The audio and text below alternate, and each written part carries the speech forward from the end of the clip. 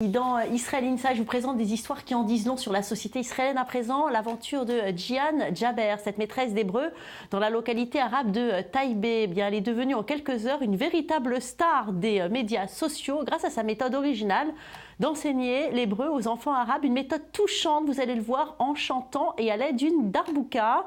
Une vidéo vue plus d'1 million de fois en Israël, une notoriété qui a traversé les continents puisque Jian a fait la une du Washington Post et hier le président de l'État, Reuven Rivlin, a tenu à la féliciter en personne. Mais Jian est restée modeste et ne souhaite que retourner en classe. Regardez. Jian Jaber est devenue une célébrité il y a 2 semaines avec cette chanson filmée avec son portable.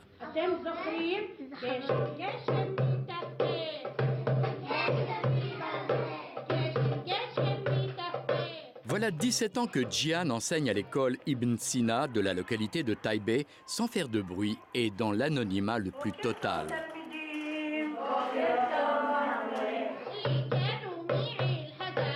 Et en un instant, le film est passé de WhatsApp à Facebook et à Twitter et devient la vidéo la plus visionnée d'Israël.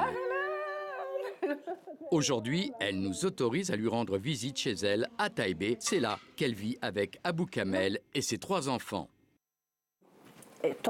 Au début, cela m'a gênée. J'ai envoyé la vidéo à une amie très proche qui l'a envoyée à sa sœur. Et depuis, ce n'est plus entre mes mains, plus sous mon contrôle. Et sur les réseaux sociaux, Jian est copié des centaines de versions fleuries sur le net. Mais cela ne la fait pas rire. J'ai compris qu'on se moquait de moi. Tu as pleuré ? Oui, j'ai pleuré. J'ai senti que j'avais fait le travail que j'aime et pour lequel je suis entièrement dévouée. Parvenu jusqu'aux États-Unis, le Washington Post a rendu compte de la nouvelle sensation en Israël et le vertueux quotidien a même écrit en phonétique « Geshem, Geshem, Mitaftef ». On m'a appelé de Milan, même de Syrie, et on m'a même téléphoné d'Égypte. Je ne suis pas habituée par cette quantité incroyable d'appels et tous ces médias. Et sous la pression, j'ai fini par aller aux urgences. Et tout d'un coup, je vois que tout le monde me prend en photo, tout le monde vient vers moi. On a même demandé aux 2 médecins de descendre pour me voir. Jian a 39 ans. Elle est diplômée de l'Institut d'enseignement Levinsky et elle a une passion particulière pour l'hébreu et parle sans faute. Quand je vois à la télé un des députés ou un ministre qui s'exprime en hébreu, je remarque parfois des fautes de langage, mais je ne peux pas tout de même corriger tout le monde. J'ai un très haut niveau d'hébreu, j'ai même suivi des cours de littérature hébraïque et de Bible, et même jusqu'à la grammaire du rabbin Saadia Gaon. Et lorsque les choses semblent se calmer, voilà qu'elle reçoit un coup de téléphone, cette fois de la présidence de l'État. Bienvenue, bienvenue, la maîtresse Jian. Bonjour. Tout d'abord, et vraiment c'est pour nous un grand honneur de vous recevoir, parce que vous n'avez pas que provoqué de la joie dans le monde, et je ne parle pas que d'Israël. J'imagine qu'il s'agit bien d'une darbouka. C'est une darbouka, c'est bien une darbouka.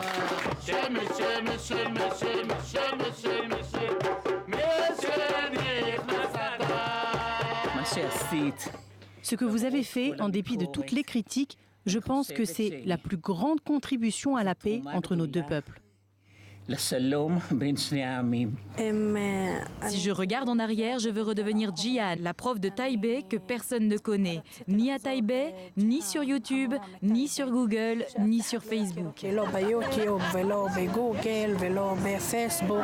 Jian est discrète, toute son attention est pour ses élèves. Et dans sa classe de primaire à l'école de Taïbé, elle enseigne déjà le prochain tube.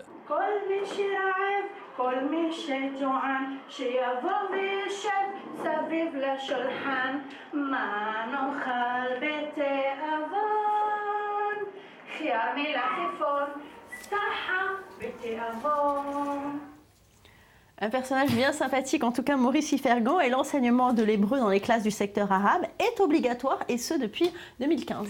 Tout à fait, Valérie, c'est le ministre de l'Éducation qui, en 2015, a rendu l'hébreu obligatoire dans les écoles du secteur arabe israélien. Il faut dire que quand on parle des écoles du secteur arabe israélien, ça démarre juste à partir du jardin d'enfants. On commence à habituer les enfants arabes israéliens à entendre parler l'hébreu. En gros, le système est pratiquement identique à le système de l'enseignement de l'arabe dans les classes juives israéliennes. On leur apprend à peu près 3 heures par jour, 3 heures par semaine d'hébreu et de littérature hébraïque et 1 heure d'ulpan et de discussion par semaine. Alors ce qu'il faut savoir, c'est que 93% des élèves de 6e dans le secteur arabe israélien considèrent que l'hébreu peut les aider à réussir, mais ils sont que 16% à lire la presse israélienne ou à regarder la télévision en hébreu, vous voyez. Et justement, Jonathan, dans les écoles israéliennes, les élèves apprennent aussi l'arabe, mais c'est dans les collèges et dans les lycées.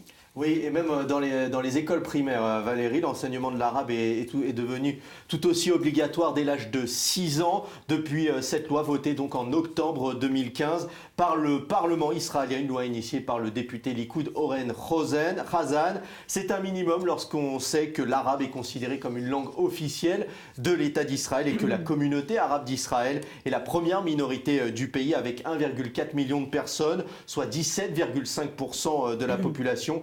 En ce qui concerne les lycées, ils dispensent 3 heures d'arabe par semaine dans les petites classes. Dans les petites classes, c'est 2 heures par semaine. Ouais, et les élèves israéliens sont-ils attirés justement par l'apprentissage de l'arabe? Eh bien, pas tellement, Valérie, puisque seulement 6 000 lycéens sur 400 000 élèves font le choix d'apprendre l'arabe, car il faut le savoir, l'arabe est une langue optionnelle au lycée. Les élèves doivent choisir entre l'arabe ou le français.